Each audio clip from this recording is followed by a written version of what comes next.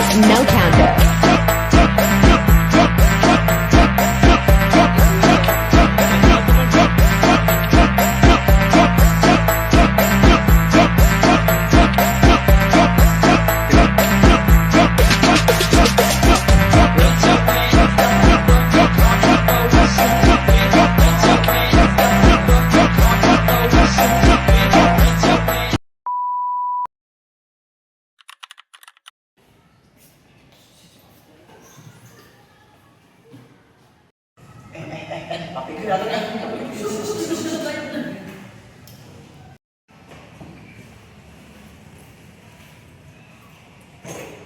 Assalamualaikum warahmatullahi wabarakatuh. Waalaikumsalam warahmatullahi wabarakatuh. Oke anak-anak, ada yang masih ingat?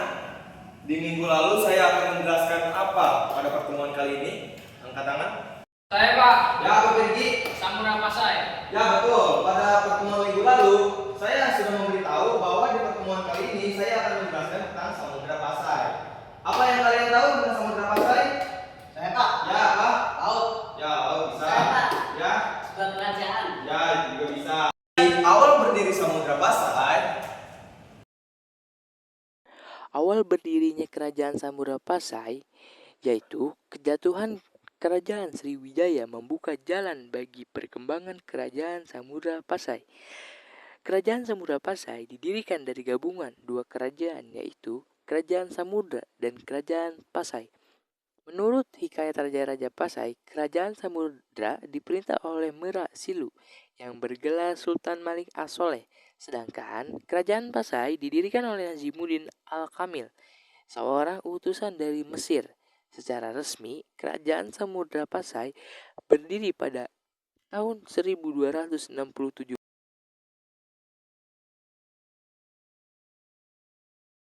Pada masa kekuasaannya, Sultan Malik As-Soleh sebagai raja pertama, Kerajaan Samudra Pasai berkembang menjadi pusat pendidikan dan penyebaran agama Islam.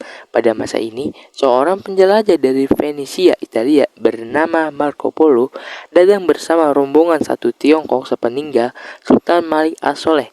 Kekuasaannya diteruskan oleh Sultan Muhammad yang bergelar Sultan Malik Az-Zohir.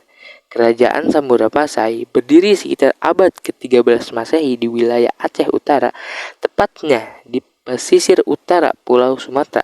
Letaknya sangat strategis karena berada di jalur perdagangan internasional antara India, Tiongkok, dan Timur Tengah. Berdirinya kerajaan ini menandai munculnya kerajaan Islam pertama yang kuat dan berpengaruh di Nusantara. Kehidupan politik. Dalam bidang politik, Samudra Pasai menggunakan sistem pemerintahan kerajaan Islam. Sultan menjadi pemimpin tertinggi yang mengatur pemerintahan, hukum, dan pertahanan kerajaan. Dalam menjalankan tugasnya, Sultan dibantu oleh para ulama, penasihat kerajaan, dan pejabat pemerintahan. Hukum Islam diterapkan sebagai dasar dalam kehidupan masyarakat dan pemerintahan. Samudra Pasai juga menjalankan hubungan diplomatik dengan berbagai bangsa, menunjukkan bahwa kerajaan ini memiliki pengaruh yang cukup besar di kawasan Asia. Kehidupan sosial masyarakat Samudra Pasai sangat dipengaruhi oleh ajaran Islam.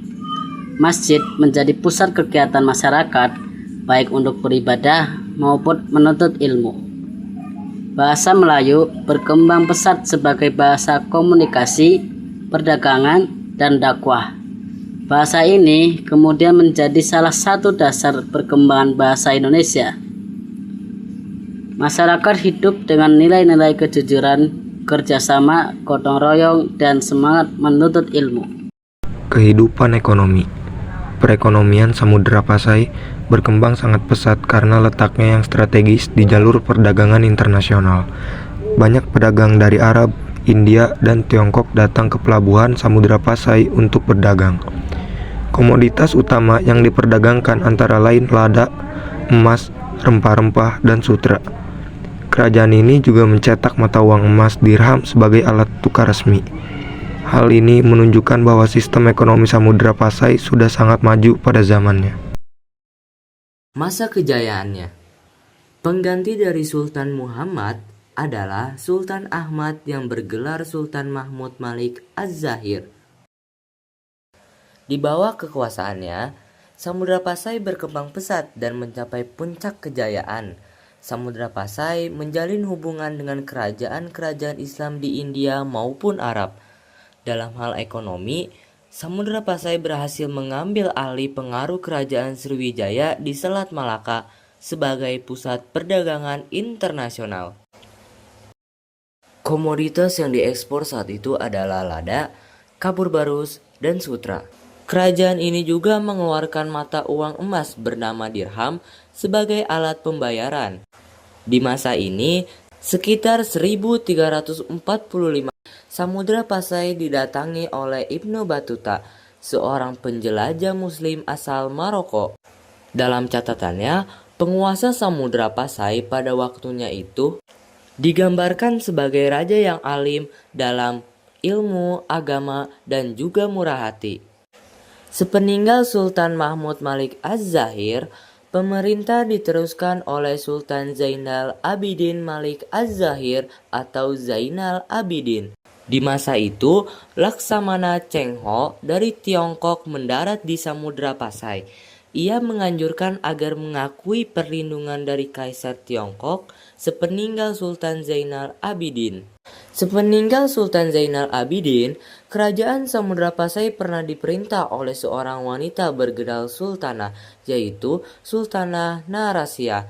Ia berhasil mengembalikan kejayaan Samudra Pasai sebagai pusat syiar Islam terbesar setelah kerajaan sempat mengalami kemunduran akibat serangan dari Majapahit.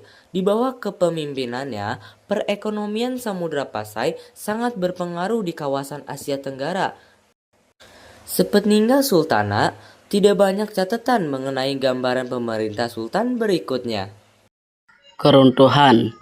Pada akhirnya, Samudra Pasai mulai mengalami kemunduran dan runtuh akibat beberapa faktor.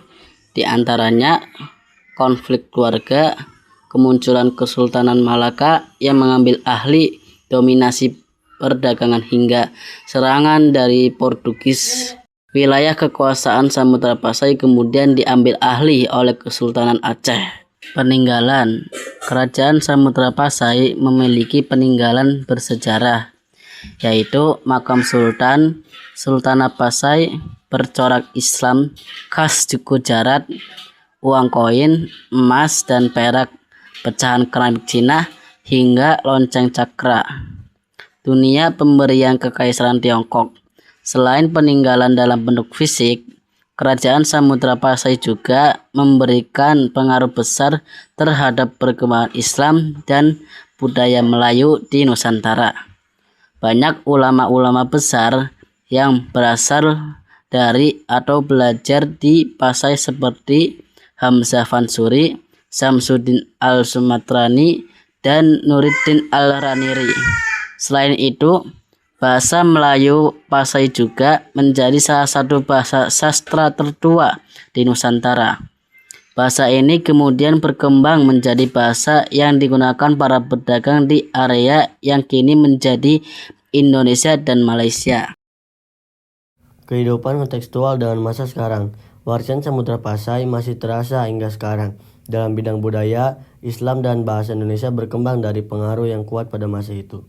Dalam bidang ekonomi, Indonesia tetap menjadi negara maritim yang aktif berdagang melalui pelabuhan-pelabuhan besar.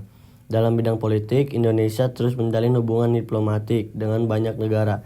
Hal ini membuktikan bahwa nilai dan peran Samudra Pasai masih relevan dalam kehidupan bangsa Indonesia saat ini.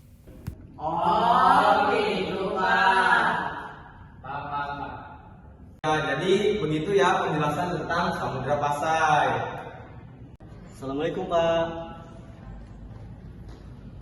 Maaf Pak, saya karena terkadang tidak di sini. Bapak udah ngejelasin, kamu baru datang. Sini kamu bawa hukum, pusat 5 kali. Hitung sama kamu. 1, 2, 3, 4, 5. Sudah Pak. Ya berdiri.